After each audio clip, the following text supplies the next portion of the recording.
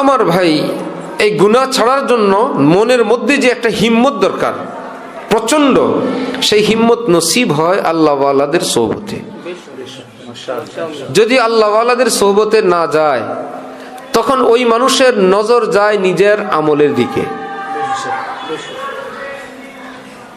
আল্লাহওয়ালাদের সোহবতে গেলে এই লোকের নজর যায় নিজের গুনাহের দিকে। দেখবে মাশাআল্লাহ, আমি তো তাহাজ্জুদ পড়ি, দান সৎকা করি, নামাজ পড়ি, বিবি বাচ্চাদের কিনে হজ উমরা করি, ঘরের মানুষকে পর্দা করাই। এগুলো কি নিজের দোষ না গুণ? গুণ। এগুলো ওই মানুষ বলবে যেই মানুষ কোন আল্লাহওয়ালার সোহবতে যাতায়াত করে না, শুধু নিজের ভালাইগুলো দেখবে। কোন আল্লাহওয়ালার সোহবতে, তার তরবিয়তে, তার হেদায়েতের, তার নুরানি তরবিয়তে থাকে যে মানুষ, সেই বেচারা দেখবে আল্লাহ এখনো তো আমার এই গুনাহ ছুটে নেই। তার ব্যস্ততা সেটা নিয়ে।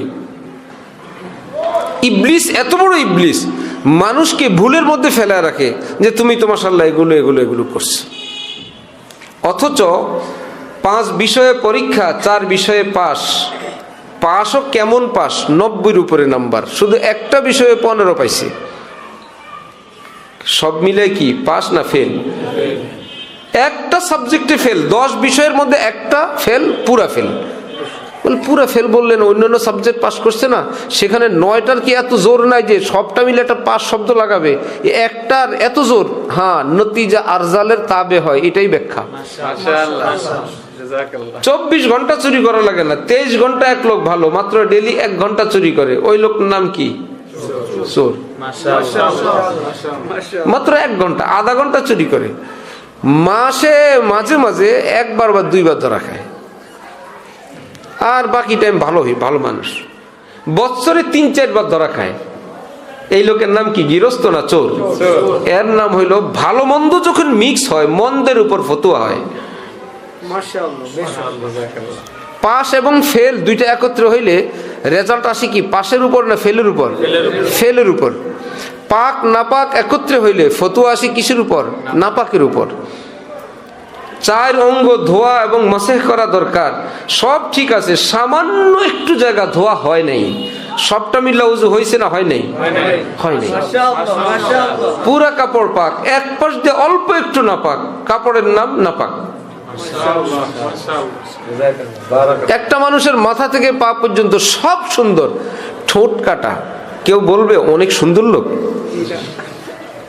কেন ভাই? যেমন হাত তেমন কালার, তেমন স্কিন, তেমন সফট, তেমন চোখের চাহনি।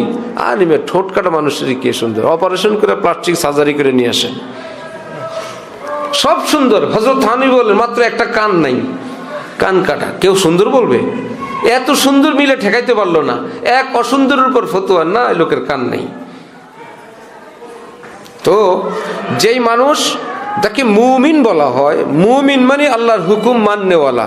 এখন এই ব্যক্তি কিছু ফারায়েজ, কিছু ওয়াজিবাত, একদম করণীয় কাজ অনেকগুলো করে, একটা কিংবা 2টা বাদ দিছে। ইবলিস তাকে এটা বুঝতেই দেয় না যে তুমি কিন্তু ফেল।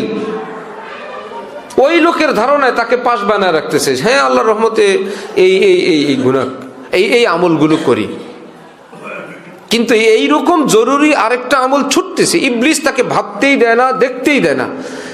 এটা তখন পর্যন্ত পারে যতক্ষণ পর্যন্ত কামেল আল্লাহওয়ালার সোহবত থেকে দূরে থাকে।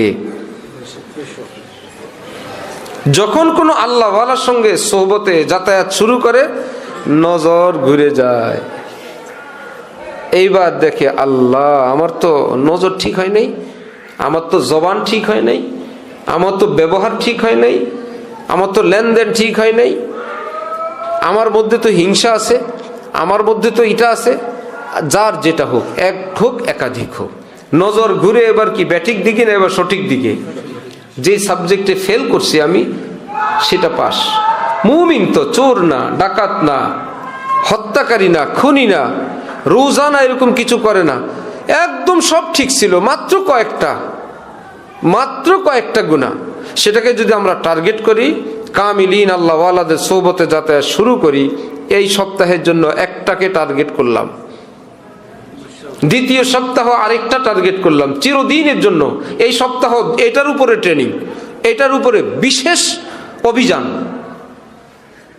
ট্রেনিংয়ের উপর ট্রেনিং। ছুটে গেলে কোনো শাস্তি, কোনো, তাও নিজে নিজে না, তাও আল্লাহ আল্লাহর পরামর্শে।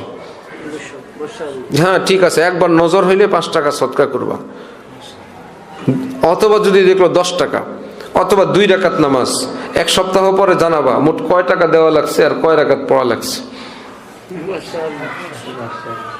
যেই ব্যক্তি পারেই না, হজরত আমার জীবনে আমি নজর হেফাজত করব, হ্যাঁ আমি তো এখন শুরু করছি ট্রেনিং, ঘর থেকে বের না, 10 টাকা দেওয়া যাবে না, 2 রাকাত পড়া যাবে না। কালকে একবার গাফিলতি করছি, আমার বহুত টাকা গেছে, 30-40 টাকায় গেছে, এবং 4 দুগুণে 8 রাকাত পড়া লাগছে। আজকে নিয়ত করছি, এর মধ্যেও মানুষ হিসাবে গতকাল 4, আজকে হয়ে গেছে 2 কিংবা 1।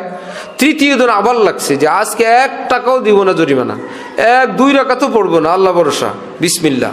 রব্বুল আলামিন বলেন, আরে এ তো আমার ওলিরা তোমাকে একটা বাহানা শিখাইছে, তোমার ভিতরে একটা মুজাহাদা, একটা প্রচন্ড ইচ্ছা সৃষ্টি করছে।